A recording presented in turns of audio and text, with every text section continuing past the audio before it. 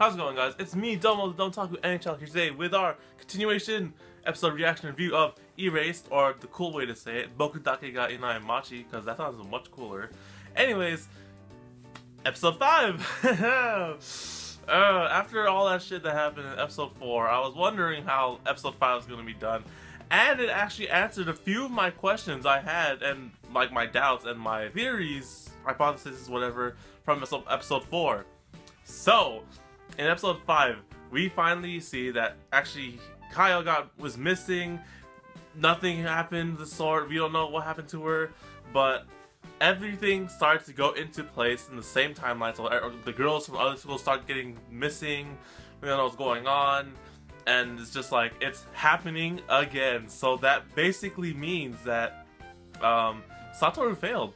He technically failed, and now, like, we have these 3 girls missing, we don't know where Kaio is, and it's just like, bam, just, I don't know, this is a win or a loss, but it looks like a loss. But the surprising thing that happens in this episode surprised me too, to be honest, but I sort of thought it had to happen, like something had to happen. Halfway through, or in the beginning, he finds Kaio's mittens, right, and he's just like having this like attack thing. It's just like, ah, shit, like, you know, she's dead, or like, I failed. And then he travels back to the present now.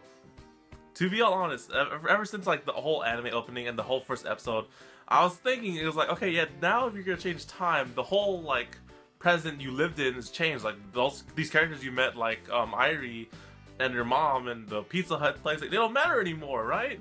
No, actually, he comes back to the present in his 29-year-old self, in the same situation as he just escaped after the murder. And wow, I did not expect that huge jump in cliffhanger. That was like, oh man, so now he's back. Okay, so he failed to save her in the revival, so now he went back to the present. Now the other question is, does he go back into the time to as a kid? Is like, I don't know how this works anymore, guys. So luckily, after escaping the cops and his house with the help of Irie, best waifu in this series, or best girl in this series, to be honest, she hides him away in her house, which, I mean, we all know why she's helping around the house, because she sort of trusts Satoru, because, you know, in the first episode he saved a kid, he wouldn't kill his mom, people find him innocent, she finds him innocent. She's like the only person who believes in Satoru, and we all know personally that, you know, Satoru didn't do it, but Irie, best girl in this series, who knows about that. But yeah, so like, it's hella weird now, because we know that Satoru failed, right? And now we don't know what's gonna happen now, because he's back into the present and he can't change anything in the present. So basically, the way I'm seeing it is that after getting involved with the incident, he went back to like some people. The Pizza Hut guys tried to like send him over to the police and stuff. And then there's like this one incident where like Irie's talking to the Pizza Hut dude and some other dude, right? And this dude gives off a strange vibe for me, and like, it just happens immediately afterwards that, you know, Irie's being so cool, taking Satoru in, like taking care of him basically, that a fire breaks down in her house. And then I'm just like, oh my goodness, she's too deep in this, she's too involved with Satoru, and she's being targeted next in this thumbnail. And I'm just like, oh my gosh, no. You got Kaio, you got Satoru's mom, you are not getting Irie. But then I don't know how this is gonna happen.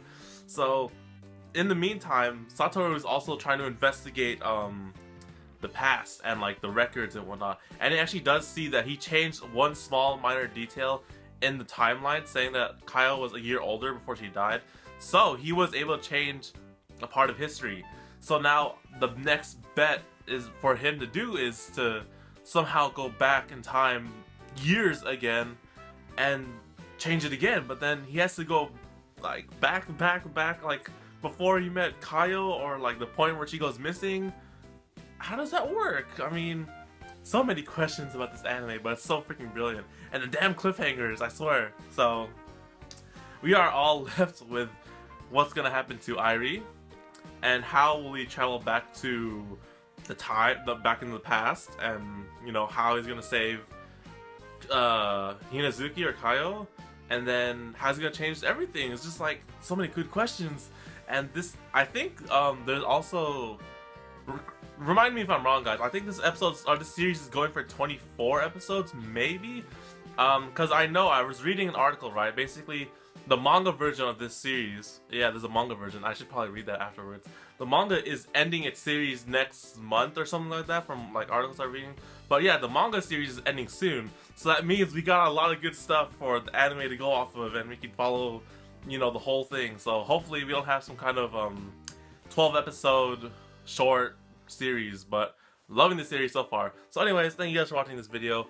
There's not much to talk about because all this cliffhanger stuff and all these hypotheses and theories and questions we don't have will be answered in the next week episode. So thank you guys for watching this video. I hope you guys enjoyed. Like the video if you did, and subscribe because I will be back next week to do the next episode, episode 6. And follow me on Twitter because I might talk about all the other stuff that I think about this anime, and I've been using Twitter a lot lately, so that's pretty cool of me. So anyways, guys, take care. I'll see you guys in the next video. Mata ne.